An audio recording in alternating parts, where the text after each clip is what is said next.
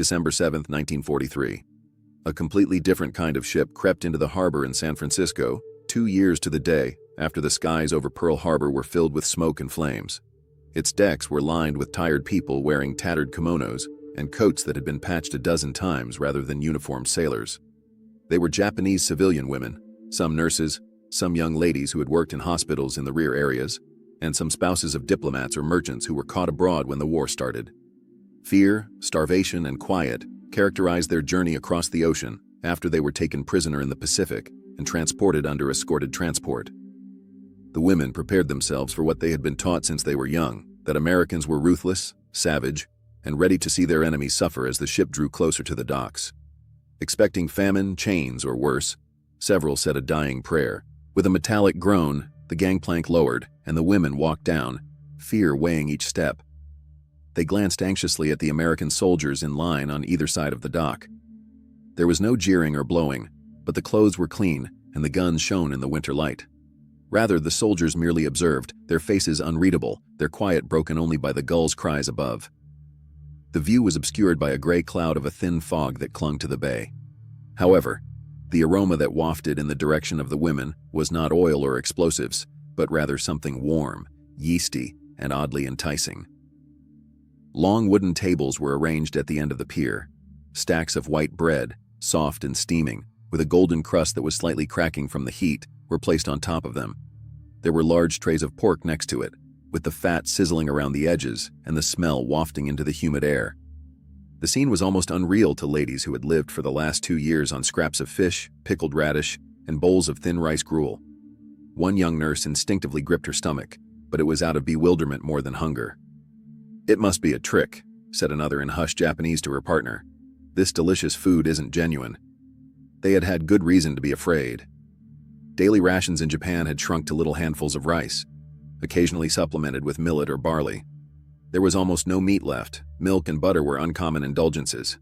Propaganda from the empire had raged for years about how American soldiers were monsters who would starve and abuse prisoners until they pleaded for their lives. Women had witnessed the treatment of Allied prisoners by Japanese forces in sea cities throughout Asia, skeleton men with hollowed eyes and broken bodies behind barbed wire. They believed that harshness would be met with cruelty by Americans. As if bread itself were a weapon, their steps hesitated as they made their way toward the tables. An American sergeant made a forceful yet polite gesture.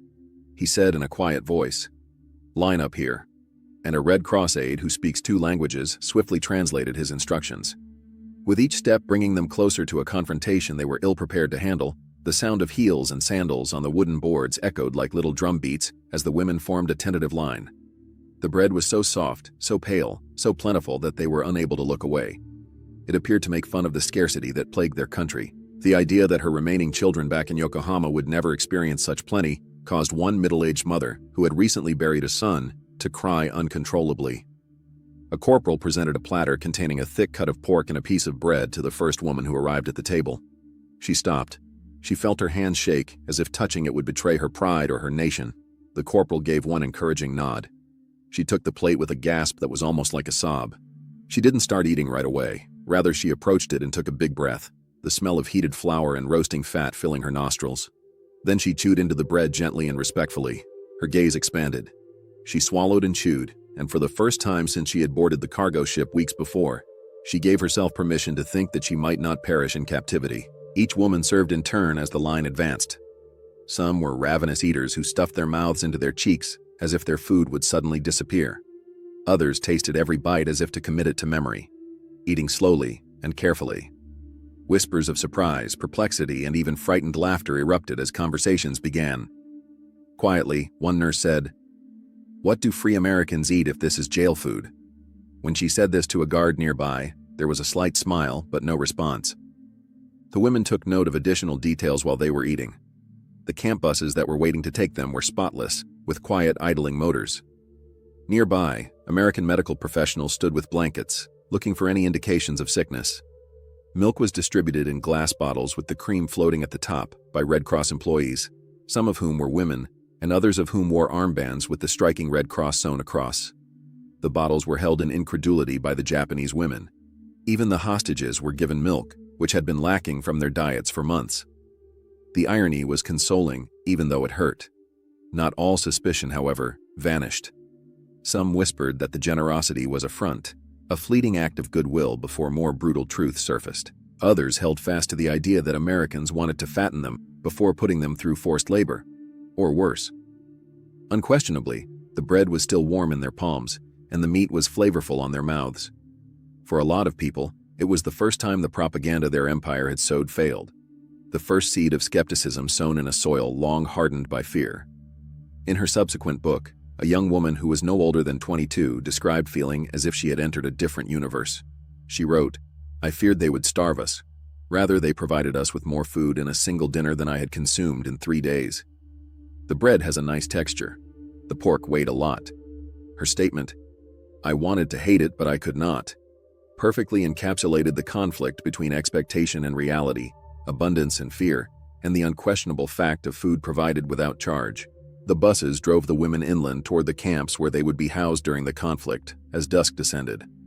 In the distance, the city lights of San Francisco sparkled with an electric brilliance that was unthinkable in their rationed, darkened country. Others watched in silence, pressing their foreheads against the windows. Unwilling to relinquish the sign that had turned everything they believed to be true, they continued to hold on to pieces of bread wrapped in napkins in their laps. The convoy moved slowly into the night as the engines rumbled. Years of brainwashing and starvation were behind them. The unknowable kind of captivity was ahead. "If this is how the enemy treats us, what else have they lied to us about?" a woman said in a whisper, piercing the bus like a blade in the midst of the silence. With that inquiry, the war intensified, not one of guns and bombs, but one of faith itself. A conflict between the bread they now held in their hands and the tales they had been given. It was a sleepless first night in the camp. Despite having clean linens and a narrow bunk, the women were unable to fall asleep. Some held onto breadcrumbs that were meticulously wrapped in napkins and concealed like artifacts beneath their pillows. Other voices carried disbelief as they whispered in low tones. They had received fresh bread and meat from the Americans. The deep, heavy taste was still there, unnerving in its abundance. They pondered whether the illusion would vanish in the morning. The sound of a bell ringing at daybreak reverberated throughout the compound. The women got up and folded their blankets with meticulous effort, preparing for the hard routines they anticipated. They were led by guards to a lengthy wooden hall where the aroma of coffee, butter, and bacon fat, crisping on iron pans, greeted them before the sight did. Once more, the women froze. How is this a prison? There were tables lining the hall, and the large windows let in plenty of natural light. Food was piled high on trays, including bowls of porridge with sugar sprinkled on top, ham pieces, and scrambled eggs. There were more bread loaves waiting, their surfaces shining slightly with melted butter that formed golden puddles. In tidy rows were glass pitchers of orange juice and milk. The abundance was almost unbelievable to ladies who had been living on pickled vegetables or rationed rice for months. Ko, a 25-year-old nurse, held her tray so firmly that her knuckles became white.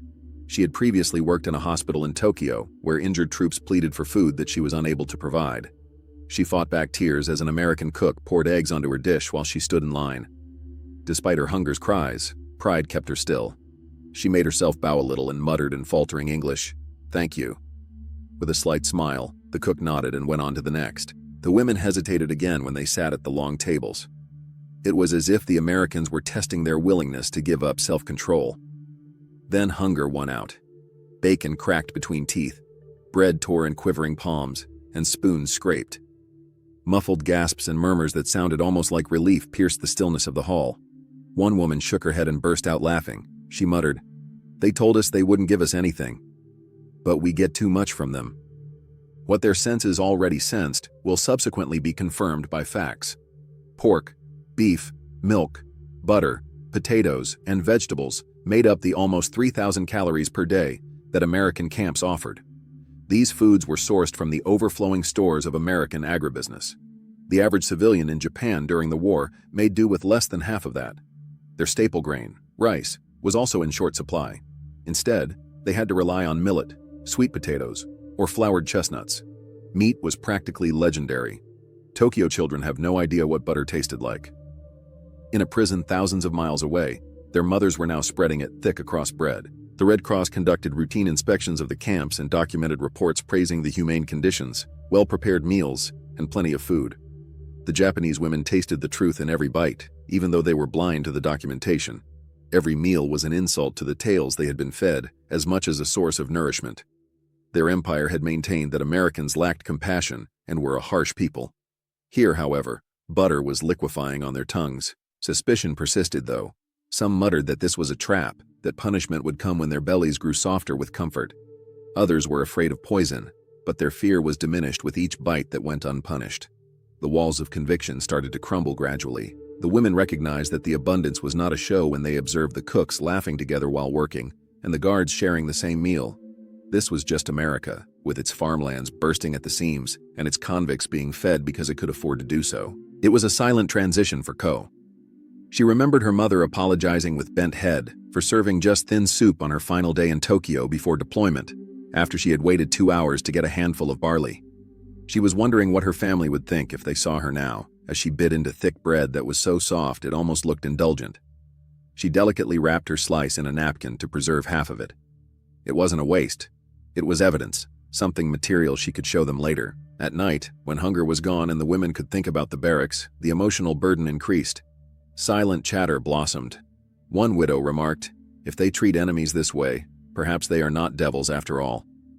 Another shook her head, unable to reject the evidence in front of her but unable to give up her allegiance to propaganda. The bread itself, which ridiculed the illusions they had been given for years, was the weapon of their struggle, not firearms or bayonets. Nevertheless, there were brief bursts of laughter amid the solemnity. For the first time in years, a woman attempted to drink milk one morning while an American guard walked by. She scowled as the cream stuck to her upper lip, not sure if she should wipe it off or lick it away. She glared, initially outraged, but then forced a grin when the guard laughed softly. Absurdity, even in captivity, crept in. There was more than enough cultural shock. For many people, bread felt weighty and alien. Some people missed the flavors of home, miso soup, and rice. However, hunger blurs boundaries. The bread tasted like comfort and strangeness together, according to a nurse. Pork was confusing too. While some ate it reluctantly because their stomachs weren't used to this level of richness, others gobbled it up as if they were attempting to make up for years of lack of food. The big equalizer turned out to be hunger. It was the same surprise every time they ate, trays full of food, guards telling them to eat more, the incredulity of prisoners who had braced themselves for torture and were rewarded with plenty. They were most uneasy about the indisputable proof of kindness, rather than the potential for brutality. Hunger never applied as much pressure as that contradiction. Their bodies started to transform by midwinter. Shoulders lifted, hollow cheeks filled, and faces that had been pallid with exhaustion gained color again. Limbs that had been weak due to malnutrition regained strength. The women took notice and were amazed. They had recovered more from captivity than from freedom in Japan. They still regarded themselves as obedient daughters of their empire, thus the discovery was met with humiliation. It was a worse betrayal than pride to acknowledge that the enemy took better care of them than their native country. Ko frequently found herself glancing at the bread she had stashed away at night. It solidified with time, but she refused to consume it. It became a symbol, a reminder that things were more complicated than she had been told. The weight of the change pressed against her chest as she turned it in her palms. As the women were getting comfortable in their bunks one evening, a far-off whistle announced that the camp's lights were out. "If they can feed us like this, what else might they do that we cannot imagine?" A voice muttered in the silent darkness, almost trembling. The words, laden with both possibility and danger, lingered in the silent air. The battle had changed once more. The question was whether they could still believe the Empire's tales at all, not if they would starve. Although winter descended fiercely on the camp, the women quickly discovered that this cold was milder than the one they had been carrying inside of them. As everyday life presented them with unexpected routines, their fear gradually subsided like frost on a glass. Meals came so often that hunger was no longer a companion, but a memory. Taps poured clean water. When a handle was pulled, showers steamed. The barracks felt nearly safe because of the coarse yet warm blankets. Every detail ran counter to the cautions they had heard at home. Every act of kindness was more powerful than any act of brutality. The peaceful dignity with which they were handled, however, was what disturbed them the most, not the food or the bedding. Yes, American guards did not strike, but they did yell commands to adhere to schedules. Even in stillness, there was no hostility in the air. Discipline was measured and punishments were few. The women's perceptions of the soldiers changed. Although their uniforms and boots were immaculate, their expressions were youthful, frequently exhausted, and occasionally even bashful toward women they had been instructed were adversaries. Occasionally, Red Cross bulletins and whispers brought news into the camp. They learned of Japanese prisoner camps in the Philippines and on the Chinese mainland, where American detainees were beaten until they were broken and fated on scant food. They likened their own days of eating bread and pig behind leak-proof ceilings to the thought of those men who were injured and starving. Confusion mingled with shame as it stirred in their hearts. When the empire has preached lies that were so readily exposed by the taste of butter on bread, how could it expect allegiance? Ko was the first to recognize it in herself. One morning, she was shocked to see the color of her cheeks and the slight roundness that had returned to her face when she saw her image in a tin mirror. She no longer wore her uniform loosely about her waist. She noticed that she looked healthier than she had in a long time. The information made her uneasy.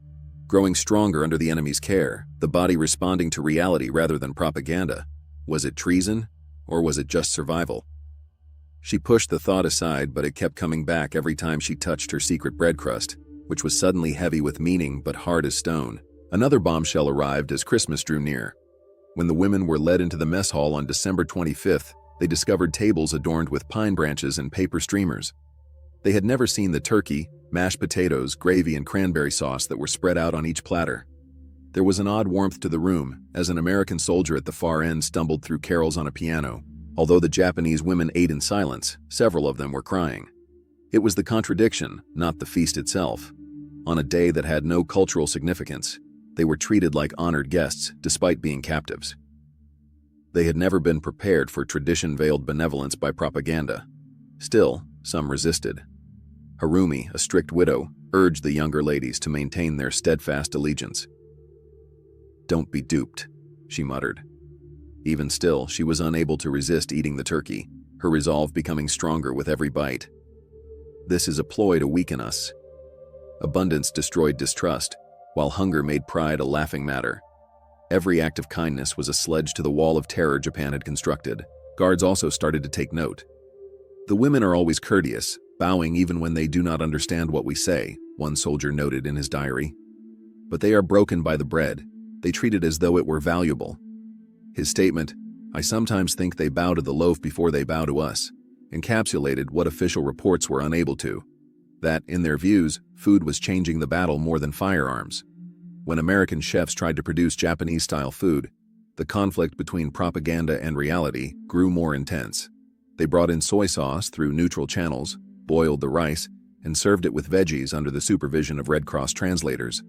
The gesture had a tremendous effect on the women, despite the awkward attempt and odd taste. It was a recognition of their humanity to see the adversary try their own food, even if it was not very good. They were shaken because kindness rendered them helpless, while violence could be fought. One night, when a colleague nurse bit into the American rice and winced, Ko couldn't help but chuckle. As the girl whispered, "It tastes like porridge." After months of solemnity, the sound of suppressed laughter flooded the barracks. Another weapon against terror was laughter, which was able to penetrate gaps that propaganda was unable to cover. Although it happened gradually, the change was evident. Another layer of brainwashing was removed with every meal and unexpected act. Americans were portrayed as barbarians by the empire, and yet here they were, grinning as they poured milk into glass bottles. The women's bodies grew stronger, and their cheeks glowed with health despite the empire's promises of famine and torture. Even though the empire had vowed unending brutality, occasionally a soldier would tip his cap or move aside to allow them to pass. If these were monsters, then what did that make of those who had sent them to believe such lies? The women started to inquire. Conflict still raged within them. Both loyalty and the embarrassment of witnessing their country's vulnerability to the adversary they hated were difficult to shake. Every act of goodwill made the wound worse and made them face realities they couldn't accept. More rapidly, the younger ladies adjusted and welcomed the abundance. Though their defenses weakened with every week that went by, the older ones clung more firmly to distrust. Ko frequently closed her eyes in the silence of the barracks and recalled the faces of the famished troops she had once cared for in Tokyo. She pictured their hollow cheeks, their cries for sustenance, and their uncomfortably quiet deaths. When she opened her eyes, she saw that her fellow prisoners were consuming milk until their bellies were full and eating pig chops bigger than their hands. She was irritated by the contrast. Bread demanded her honesty, while the empire demanded her commitment. Which was more powerful? A guard brought unwelcome news one January evening when the ground outside was covered in snow. Soon, the women would be allowed to write home letters. The barracks echoed with gasps. It would be feasible to send a thread back to Japan for the first time since capture. But there was unstated weight to the announcement. What would they write? Could they honestly tell their families that their food in prison was superior to that of Tokyo's free population? Or would they uphold pride while deceiving their own senses and repeat the empire's lies? Silently, the women gazed at the paper and pencils in front of them. The struggle intensified once more, this time between loyalty and truth rather than hunger and plenty. The first pen's scratch reverberated through the still hall like thunder. Every word was written as a decision between the world they currently lived in and the one they had been promised. The camp gradually thawed in the spring, with spots of grass pushing obstinately through the dirt and soggy earth replacing the snow. The sound of the morning bell and the presence of guards at the gates no longer made the women cringe. With meals served at certain times, tasks and inspections, and free time spent sewing or strolling around the perimeter, life had developed a pattern they could manage. It had become familiar, but the strangeness had not gone away. What had initially appeared to be a cruel prank suddenly felt almost normal, and it was in that normalcy that the real change became apparent. One afternoon, Ko, who had concealed the original bread crust as though it were a holy artifact, found herself holding a fresh slice without shaking. She no longer concealed bread to demonstrate its existence. She just ate, enjoying it guilt-free. She was shocked by the act. She became aware that she had gone beyond her physical limits as well as her beliefs. Something within her had given way, not to fear or propaganda, but to plain old fact. She had to acknowledge that the Americans were responsible for her survival and strength. When letters home were eventually allowed, they turned into carefully worded half-truths that were admissions. Many women were afraid to acknowledge that they were well-fed. They glossed over the wealth, which would have seemed like a betrayal to families living on scraps, and wrote in place of long days and uncertainty. Inconsistencies, however, were hinted at between the lines. One woman wrote, "We receive fair treatment." Another admitted, "I eat enough to feel full." Their Japanese relatives, who were armed with ration books, could hardly accept such statements. There were rumors that being held captive in America was better than being free at home. The women's physique attested to their metamorphosis by the summer of 1944. Inspectors captured images of them standing in neat rows, their eyes attentive, their cheeks full. They no longer appeared to be hungry prisoners who had been subdued. Rather, they were ladies who had been miraculously restored. In his logbook, a guard wrote, "They now walk with more confidence, almost proud." The irony was harsh. If it weren't for their uniforms, they may have been mistaken for visitors rather than prisoners. They were fed back to health by the adversary they had been trained to hate, while the empire that had required their allegiance was unable to provide for them. The psychological conflict intensified. The stern widow Harumi held on to mistrust the longest, cautioning others against becoming lenient. But even she was powerless against reality's pull. When a young soldier tried to carry too many trays and almost spilled milk on the floor, she found herself giggling at his joke. She hurriedly covered her mouth out of embarrassment, but the sound had still escaped. She was plagued by the moment. Was laughing with the enemy betraying you?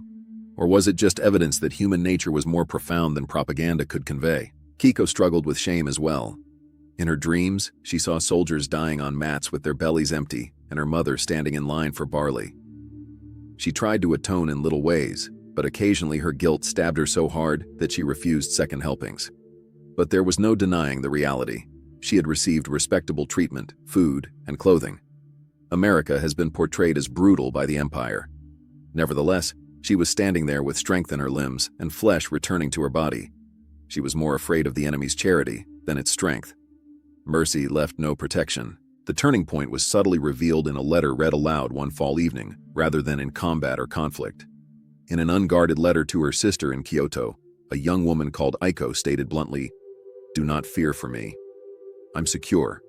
They provide us with milk, meat, and bread every day. We seem to eat better than you sometimes." The letter was returned weeks later, marked and censored. The women read the words before they were struck out by the black ink of censorship as they handed it from hand to hand. The barracks was silent for a moment. They then turned to face one another, their eyes wide with the same insight. The words they all held inside had been voiced out loud by Aiko. America's wealth was real, not a ploy, and it had exposed the falsehoods of the empire. The change in mood was irrevocable. They still muttered doubts in the dark, still bowed when necessary, and still missed home. But there was a fundamental shift in their hearts. They stopped trusting everything their leaders told them. The bread had destroyed obedience in addition to hunger. Every meal served as a sermon on the nature of power, and every slice served as an argument more persuasive than propaganda.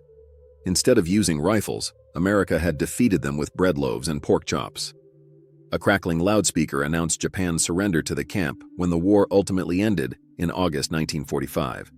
The ladies cried for relief, for the end of uncertainty, and for the opportunity to return to family who might not know them anymore, in addition to defeat. Ships for repatriation were waiting to take them home. Departure, however, was bittersweet. They left captivity with the perplexing memory of kindness, having come expecting cruelty. As her ship drew away from the American coast, Ko stood on deck, staring down at the ocean spray and remembering her very first taste of bread. More than the fences or the gun barrels, she knew it would haunt her. She worried how she would explain the world to her mother, who could never experience such softness again. After the bread made her view it for what it really was, rather than as propaganda dictated, some of these women eventually described their confinement as revelation rather than suffering. They described to their kids and grandkids how shocked they were to be given fresh bread and ham by the same soldiers they had been most afraid of. They talked about the conflict between expectations and reality, and how charity, rather than cruelty, caused their loyalties to break. Their recollections turned into silent declarations, evidence that wars are waged not just with guns, but also with the daily decisions made about the treatment of prisoners. However, the legacy went beyond simple appreciation. The realization that America's wealth had humbled them more than its guns ever could was a sobering one. Yes, they had survived, but that came with a price. Why had the enemy taken better care of them than their own country? That was the question that accompanied them home. When Ko was an elderly woman years later, someone asked her what wartime experience had impacted her the most. She made no reference to combat, explosions, or the lengthy ocean cruise. "The bread," was all she said. "They provided us bread when I feared we would starve." All of my beliefs started to crumble on that day. Her comments reverberate throughout history as a warning that sometimes the most destructive weapon is not terror, but the free distribution of food. Sometimes it is not devastation, but compassion. And the question hung like a shadow in 1945 as the ship that carried the last women disappeared beyond the horizon. What else might be feasible in peace if the adversary could provide bread during a conflict?